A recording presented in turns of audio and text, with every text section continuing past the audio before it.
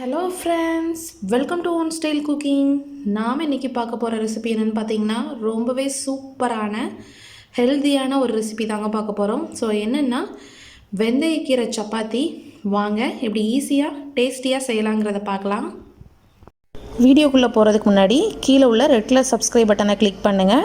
கூடவே பக்கத்தில் உள்ள பெல் ஐக்கானையும் கிளிக் பண்ணுங்கள். அப்போ தான் நான் போடுற வீடியோ எல்லாமே உடனுக்குடன் உங்களுக்கு தெரிய வரும். வாங்க இப்போ வீடியோக்குள்ளே போகலாம். வெந்தயக்கீரையை வச்சு சப்பாத்தி பண்ண போகிறோம்.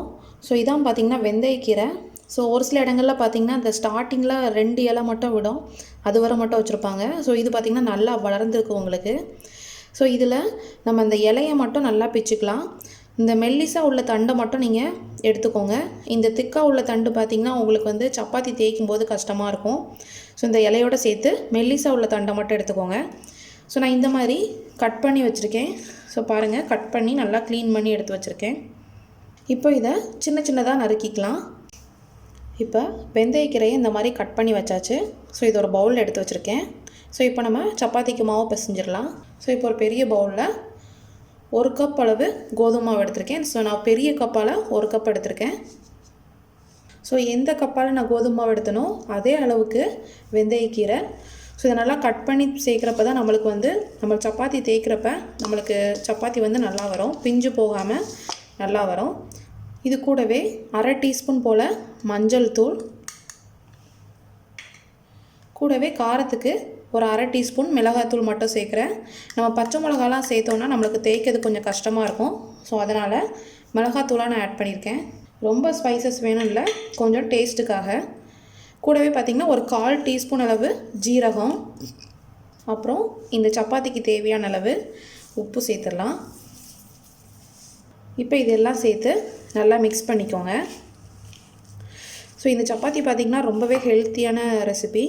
நீங்கள் வெந்தயக்கீரையை பற்றி தெரியாதவங்க நீங்கள் சர்ச் பண்ணி பாருங்கள். ரொம்பவே மெடிசினல் வேல்யூ. ஸோ சுகர் பேஷண்ட்ஸ்க்கெலாம் பார்த்திங்கன்னா வெந்தயம் ரொம்ப நல்லது. ஸோ அதே மாதிரி இந்த கீரையிலையும் பார்த்திங்கன்னா சுகர் பேஷண்ட்ஸ்க்கு ரொம்ப சத்துக்கள் இருக்குது. ஸோ கண்டிப்பாக வாங்கி ட்ரை பண்ணி பாருங்கள். அது மட்டும் இல்லாமல் பேட் கொலஸ்ட்ராலெலாம் இது வந்து கண்ட்ரோல் பண்ணும். ஸோ நீங்கள் ரெகுலராக இந்த வெந்தயக்கீரை எடுத்துகிட்டு வந்தீங்கன்னா உங்களுக்கு ரிசல்ட் நல்லாயிருக்கும். ஸோ நீங்கள் வெந்தயக்கீரை வந்து கடையில் தான் வாங்கணும்னு இல்லை. ஸோ உங்களுக்கு நீங்கள் இருக்க ஏரியாவில் வெந்தயக்கீரை கிடைக்காதுன்னு நினச்சிங்கன்னா நீங்கள் வீட்லேயே கூட வெந்தயக்கீரை ஈஸியாக வளர்க்கலாம். 15 நாள் தான் ஆகும். ஸோ அதுக்கெலாம் உங்களுக்கு கீரை கரெக்டாக ரெடி ஆயிரும். ஸோ இப்போ நல்லா மாவை நல்லா மிக்ஸ் பண்ணியாச்சு. இப்போ இது கூட பார்த்திங்கன்னா நான் 1 டீஸ்பூன் நெய் சேர்த்துருக்கேன். ஸோ இது நெய் இல்லைனா ஆயில் ஆப்ஷனல் தான். ஸோ எதனால் சேர்த்துக்கோங்க. ஸோ நெய் சேர்த்திங்கன்னா நல்லா சாஃப்டாக இருக்கும். நீங்கள் இப்போ சப்பாத்தி எங்கேயா ட்ராவலுக்குலாம் எட்டு போகிறீங்கன்னா நீங்கள் நெய் சேர்த்து செஞ்சிங்கன்னா உங்களுக்கு 2 நாள் வரைக்கும் கூட நல்லா சாஃப்டாக இருக்கும். ஸோ அதனால் நான் நெய் சேர்த்துருக்கேன். ஸோ இதிலே நம்ம ஸ்பைசஸ்லாம் ஆட் பண்ணியிருக்கிறதுனால சப்பாத்தி பண்ணி அப்படியே குழந்தைங்களுக்கு கையில் கூட கொடுக்கலாம். ஸோ ரொம்பவே ஹெல்த்தியாக இருக்கும். ஸோ இப்போ நம்ம கொஞ்சம் கொஞ்சமாக தண்ணி சேர்த்து பிசைஞ்சிக்கலாம்.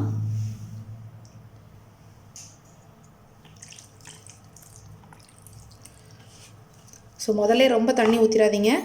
பிசைஞ்சிட்டு கொஞ்சம் கொஞ்சமாக தேவைப்படுறப்ப சேர்த்துக்கோங்க.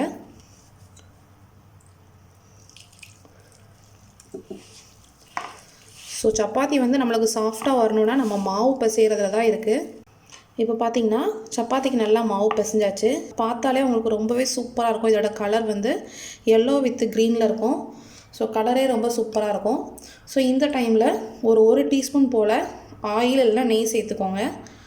ஸோ இது வந்து ட்ரை ஆகாமல் இருக்கிறதுக்காக. அது மட்டும் இல்லாமல் நல்லா உங்களுக்கு சாஃப்ட்னஸும் கொடுக்கும். ஸோ இதை நீங்கள் ஆயில் சேர்த்து பிசையாமல் இந்த மாதிரி அதை மேலே மட்டும் அப்ளை பண்ணி நீங்கள் மூடி வச்சுருங்க.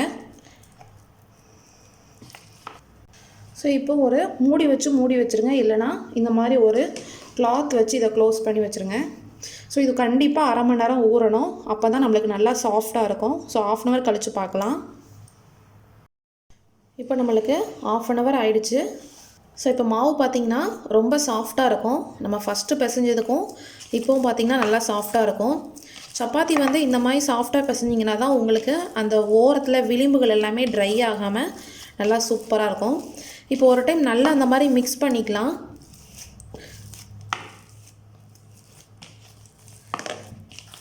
ஸோ ரொம்பவே சாஃப்டாக இருக்குது. இப்போ இந்த மாதிரி ஒரு டைம் மிக்ஸ் பண்ணிவிட்டு நம்மளுக்கு எந்த சைஸில் பால் வேணுமோ அந்த மாதிரி நம்ம உருண்டை பிடிச்சிக்கலாம். ஸோ பாருங்கள், நான் இந்த சைஸில் உருண்டை பிடிச்சிருக்கேன். இப்போ இந்த மாதிரி ஒரு உருண்டை எடுத்து நம்ம அந்த மாதிரி மாவில் நல்லா ப்ரெஸ் பண்ணிக்கலாம்.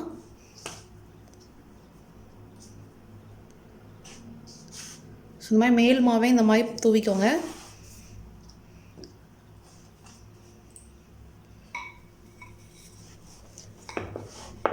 ஸோ இந்த சப்பாத்தி வந்து பார்த்திங்கன்னா ரொம்பவே வித்தியாசமாக இருக்கும்.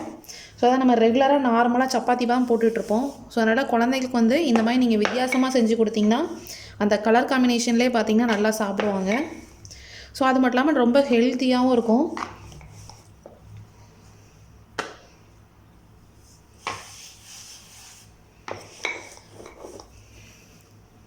உங்களுக்கு உங்கள் ஏரியாவில் வெந்தயக்கீரை கிடைக்கலன்னு நினச்சிங்கன்னா நீங்கள் இதுக்கு பதிலாக நீங்கள் வேறு எந்த கீரைனாலும் ஆட் பண்ணி செய்யலாம். ஸோ அதுவே ரொம்ப நல்லாயிருக்கும். இந்த மாதிரி பொடிசாக கட் பண்ணி சேருங்க. ஸோ சப்பாத்தி நல்லா தேய்ச்சாச்சு. ஸோ பாருங்கள் ரொம்பவே சாஃப்டாக இருக்குது. ஸோ பார்த்திங்கன்னா தெரியும் ரொம்பவே சாஃப்டாக இருக்குது. இப்போ நம்ம தவாவில் போட்டு எடுத்துடலாம். இப்போ தவா நல்லா நம்மளுக்கு ஹீட் ஆகிடுச்சு. அடுப்பையும் பார்த்திங்கன்னா ஹை ஃப்ளேமில் வச்சுருக்கேன். ஸோ இப்போ நம்ம சப்பாத்தி போட்டுடலாம். ஸோ இதுக்கு வந்து பார்த்திங்கன்னா சைடிஷ் ரொம்ப தேவைப்படாது. ஏன்னா நம்ம ஸ்பைசஸ்லாம் சேர்த்துருக்கோம். நீங்கள் குருமா நான்வெஜ் எதுனாலும் வச்சு சாப்பிட்லாம். ஸோ நார்மலாக நீங்கள் தயிர் வச்சு கூட சாப்பிட்லாம். ஸோ நார்த் இந்தியா சைட்லலாம் சாப்பிடுவாங்க தயிர் ஊறுகாய் வச்சு. ஸோ அந்த காம்பினேஷன் ரொம்ப நல்லாயிருக்கும். ஸோ இப்போ வந்து ஒரு சைடில் நல்லா பபுள்ஸ் நல்லா வரட்டும். அதுக்கப்புறம் மாற்றி போட்டுடலாம். இப்போ பார்த்திங்கன்னா பபுள்ஸ் மேலே எலும்பி வந்திருக்கு நல்லா. இப்போ நல்லா நம்ம மாற்றி போட்டுடலாம். ஸோ ஒரு சைடு நல்லா குக் ஆகிருக்கு. இப்போ இன்னொரு சைடு நல்லா குக் ஆகட்டும். இப்போ நம்ம குக்கான சைடில் நம்ம கொஞ்சமாக ஆயிலோ இல்லைனா நெய்யோ தடவிக்கோங்க.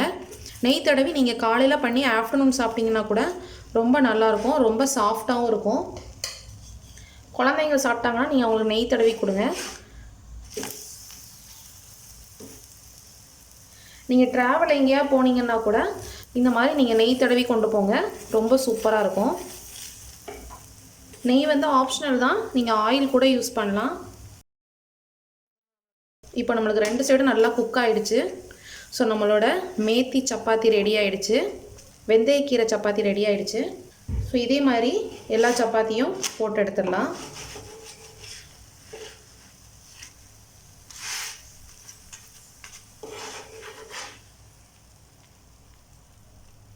ஸோ பார்க்கவே அவ்வளோ சூப்பராக இருக்குது பாருங்கள். ரொம்பவே யம்மியாக இருக்குது. சப்பாத்தி மட்டுமே சாப்பிட்லாம், அவ்வளோ சூப்பராக இருக்கும். ஸோ ரொம்பவே சூப்பரான டேஸ்டான நம்மளோட வெந்தயக்கீரை சப்பாத்தி வந்து பார்த்திங்கன்னா நான் இன்றைக்கி தயிர் வித் ஊறுகாவோட டேஸ்ட் பண்ண போகிறேன். ஸோ நீங்களும் உங்கள் வீட்டில் ட்ரை பண்ணி பாருங்கள். இந்த ரெசிபி பற்றின கமெண்ட்ஸை கமெண்ட் பாக்ஸில் போஸ்ட் பண்ணுங்கள். அது மட்டும் இல்லாமல் நம்மளோட சேனலை லைக் பண்ணுங்கள், ஷேர் பண்ணுங்கள், சப்ஸ்கிரைப் பண்ணுங்கள். மறக்காமல் கமெண்ட் பண்ணுங்கள். தேங்க்யூ.